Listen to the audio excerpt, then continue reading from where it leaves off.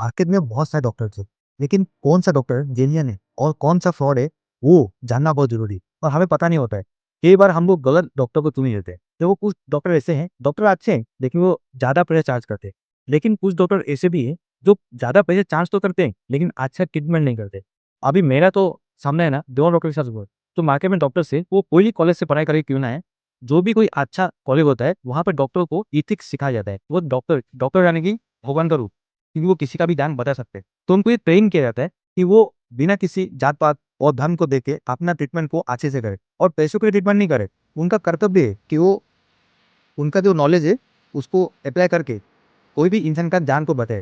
यानी डॉक्टर ये कभी नहीं देखेगा कि दुश्मन है या हीरो। वो उसका काम है दोनों का जान बचाना। अगर कोई दुश्मन भी अगर वो भी पीड़ित है, तो डॉक्टर का काम है उसका जान बचाना होता है।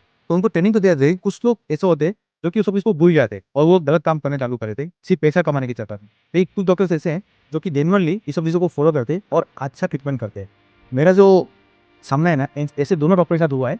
तो पहले मैं आपको 2 डॉक्टर का एक्सपीरियंस बताता हूँ। 2020 में जब भी कोरोना वायरस था, उस समय पे मेरी मम्मी का एक ऑपरेशन हुआ था।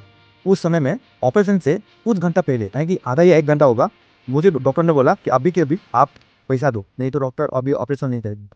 तो मुझे पैसे पता नहीं क्या था, तो मेरे पास पैसे नहीं थे। तो मैं अचानक से बहुत घबरा गया था। फिर मैं कैसे-कैसे करके वापिस से बैंक में भागा।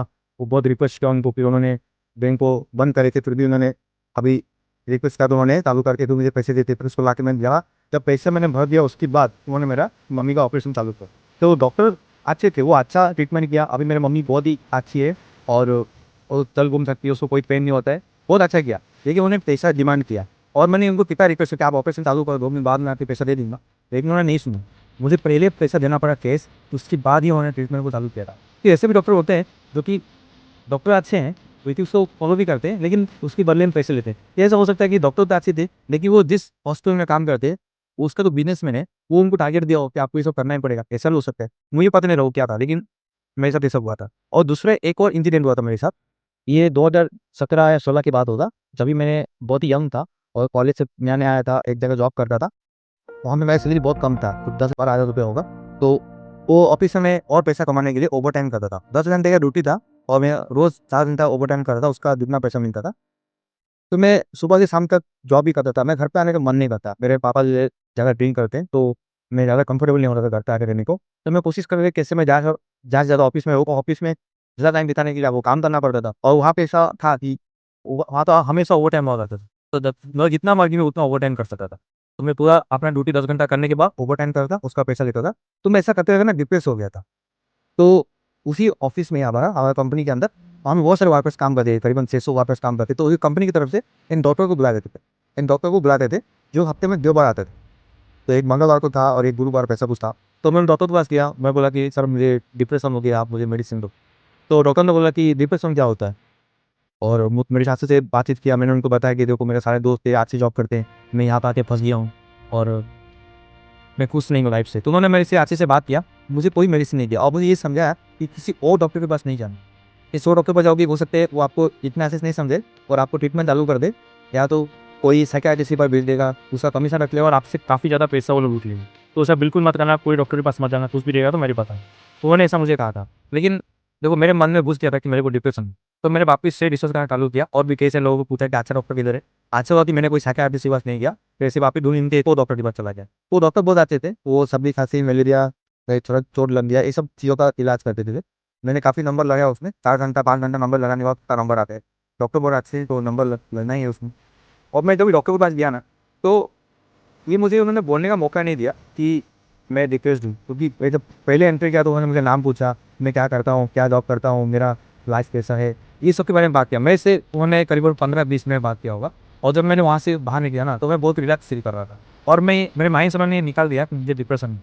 उन्होंने मेरे से एक थेरेपिस्ट से बात की, वो एक मल्टी स्पेशलिस्ट थे, मतलब ऐसा नहीं कि वो कोई स्पेशलाइज़्ड डॉक्टर थे और नॉर्मल एमबीबीएस होते हैं, तो सर्दी, खाँसी, बुखार, हेयर का, स्किन का, कहीं चोट लगा, सब कुछ इलाज करता है ना, वैसे ही डॉक्टर थे। तो ये उन्होंने मुझे अच्छे से समझाया और मैं उनके पास जाने के बाद ना कोई डॉक्टर के पास नहीं गया, कोई थेरेपिस्ट के पास नहीं गया और मुझे ये रियलाइज़ हो गया कि भाई मुझे डिप्रेशन नहीं है, मैं फालतू में टेंशन लेता हूँ। तो जो डॉक्टर आपका प्रॉब्लम को अच्छे से समझ के आपको ट्रीटमेंट बनाते हैं ना, वो अच्छा है। मतलब सीधे-सीधे समझ लो कि जिन डॉक्टर से बात करने के बाद आप रिलैक्स महसूस करते हो, आप पीस महसूस करते हो, आपका डर को खत्म करते हैं। जब आप डरते हो ये बीमारी से कुछ बड़ा हो जाएगा, मुझे नुकसान हो जाएगा और आपका डर को वो खत्म कर देते हैं ना, वो डॉक्टर बेस्ट है। अभी इसको चुनने से सबसे पहले आपको क्या करना पड़ेगा ना, अभी मुझे तो पता नहीं कि आपके घर के आस-पास कोई डॉक्टर अच्छा है क्या नहीं। आपको क्या करना पड़ेगा, गूगल मैप पे जाना पड़ेगा और एक अच्छा डॉक्टर ढूँढना पड़ेगा। कई बार ऐसा होता है जो मल्टी स्पेशलिस्ट डॉक्टर होते हैं ना, वो भी अच्छा हेयर का ट्रीटमेंट कर लेते हैं और कई बार अगर आपके घर के आस-पास कोई अच्छे डॉक्टर है, डर्मेटोलॉजिस्ट है, तो आप उनको भी चुन सकते हो। तो क्या करना पड़ेगा, सबसे पहले तो गूगल रिव्यू चेक करो। आज की डेट में एक अच्छा ऑप्शन है, गूगल रिव्यू में कोशिश करना कि 4 या 4.5 से ज़्यादा का जो रेटिंग है ना, जिन डॉक्टर के पास, उस पे जाना। अगर कोई डॉक्टर के पास 4 का रेटिंग है, लेकिन जो रिव्यू से ज़्यादा लोगों ने दिया, यानी 100 लोगों ने रिव्यूज़ दिए, और एक जगह के ऐसे मिलेगा कि 5 में से 5 रेटिंग मिला है, लेकिन 4 ही रिव्यू मिला है, तो आपको 100 वालों को चुनना है, क्योंकि 100 लोग यानी कि वो रियली में कोई पेशेंट्स होंगे जो इलाज करके रेटिंग दिया है। 4-5 यानी कि उन्होंने खुद ही रेटिंग कर दिया, घर के नंबर से 5 वो 5 आउट ऑफ 5 दे दिया, तो उन लोगों के पास नहीं जाना है। और जब भी आप रिव्यूज़ को पढ़ोगे ना, उसमें जिसने रिव्यूज़ किया ना, कई बार उसमें ईमेल आईडी लिखा रहता है। ईमेल आईडी लिखा रहता है कि किसने रिव्यू किया। अगर आपको पॉसिबल है, अगर आपको कहीं पे ऐसा मिलता है, तो चार्ट कर सकते हो, तो कोशिश करना बात करें, या कोई और इंसान है, ये ट्रीटमेंट ऑलरेडी कर दिया है, अगर आपको मिलते हैं तो उनसे बात करो। उसके बाद ही आप ट्रीटमेंट चालू करो। और हेयर के लिए मैं स्पेशल बताता हूँ कि अगर कोई डॉक्टर आपको बोलता है कि आपका जो ट्रीटमेंट है 2-3 महीने के अंदर आपको बाल वापिस आ जाएगा, तो वो डॉक्टर बिल्कुल भी अच्छा नहीं, वो बहुत बड़ा रेड फ्लैग है। या कोई डॉक्टर बोलता है, अब ये वहाँ पे बातचीत करिए, वो थोड़ा-सा कुछ पूछा ही नहीं पूछा, आप पहले ही देखना चालू कर दिया कौन-सा मेडिसिन लेना है, तो वो डॉक्टर अच्छा नहीं। तो जो डॉक्टर पहले आपका प्रॉब्लम को समझेगा और आपको आपको उनसे बात करने में आपको रिलैक्स महसूस होगा ना, वो डॉक्टर बेस्ट है। अगर कोई डॉक्टर आप गए हो उनके पास और वो बोलते हैं कि आप ये कर लो, उसके बाद पीआरपी कर लेना या हेड ट्रांसफर कर लेना, वो है दूसरा-दूसरा तो उनका बहुत प्रोसीजर्स है, उसको आपको बेचने की कोशिश करते हैं, तो वो डॉक्टर्स अच्छे नहीं हैं। देखो मैं तो डॉक्टर्स पैसे चुनता हूँ, नसीब मेरा अच्छा था कि मुझे अच्छा हेड डॉक्टर मिल गए हैं। ज़रूरी नहीं कि आपको भी मिले। और ये बहुत सारे लोगों का ये सवाल होता है कि मुझे ऑफलाइन डॉक्टर चुनना चाहिए या ऑनलाइन डॉक्टर चुनना चाहिए। कोशिश करो कि ऑफलाइन डॉक्टर चुनो। अगर कई बार अगर पॉसिबल नहीं है, तो आपको ऑनलाइन ढूँढना चाहिए। तो ऑफलाइन में अच्छे डॉक्टर अवेलेबल है, तो ऑफलाइन को ही फर्स्ट प्रिफरेंस देना आप। वो बहुत ही अजीब चीज़ है, लेकिन आपको बताता हूँ, मैं जिन डॉक्टर के पास अपना इलाज कर रहा हूँ ना, मुझे ऐसा लगता है कि उनका जो हेयर है, वो रियल नहीं है। वो एक विग पहनते हैं और मैं कभी पूछा नहीं क्योंकि उनको बुरा लगेगा करके, लेकिन मैं साफ-साफ समझ में आता है कि उनका जो हेयर है, वो विग लगाते हैं। लेकिन इसका मतलब ये नहीं कि अच्छा डॉक्टर नहीं है। हो सकता है उन्होंने ट्रीटमेंट प्रॉपर तरीके से नहीं किया, या उनका जो हेयर लॉस है, सीवियर हो, कुछ भी हो सकता है। इसका मतलब जो डॉक्टर के पास खुद का बाल नहीं है, दूसरे का इलाज नहीं कर सकता, ये बात सही नहीं है। और यहाँ तक कि मैं आपको ये बताता हूँ, मैं जिस जिम करता था ना, वहाँ पे जो मेरा ट्रेनर था ना, उसका खुद पेट निकला हुआ था। लेकिन वो मुझे अच्छा ट्रेन किया था, मैं वो अच्छा उन्होंने मतलब 2-3 पैक्स मुझे दिखता था, मतलब उतना अच्छा ट्रेन करा। तो ज़रूरी नहीं कि जो ट्रेनर है, वो आपसे टॉप क्लास ही हो। जैसे अभी सचिन तेंदुलकर इतना बड़ा क्रिकेटर है, हम सोच भी नहीं सकते कि उनका कोई ट्रेनर होगा, लेकिन उनका ट्रेनर है। वैसे जो मेसी है, बहुत बड़ा अच्छा फुटबॉलर है, उनका भी ट्रेनर होता है। तो ज़रूरी नहीं है कि जो ट्रेनर है, हमेशा बेहतर ही होगा, उस वो खुद बहुत अच्छा करता है इसके लिए, ऐसा नहीं। तो कोई डॉक्टर ऐसा हो सकता है कि उनका अच्छा हेयर नहीं, अच्छा स्किन नहीं, लेकिन वो ट्रीटमेंट अच्छा करते हैं, पॉसिबल है। तो इसको देख के आप डॉक्टर को रिजेक्ट कर देंगे, तो ये गलत होगा। इस वीडियो में इतना ही, मैं ऐसे ही वीडियो बनाता रहता हूँ। अगर आपको मेरा कंटेंट अच्छा लगता है, मेरा बातचीत अच्छा लगता है, तो आप मुझे सब्सक्राइब कर देना। मैं ऐसे वीडियो बनाते रहता हूँ और मैं हर एक कमेंट को आंसर करता हूँ। तो आपको कोई सवाल है ना इसके रिलेटेड, तो कमेंट में पूछना। तो वीडियो में यहाँ तक बन गए, तो thank you so much for watching.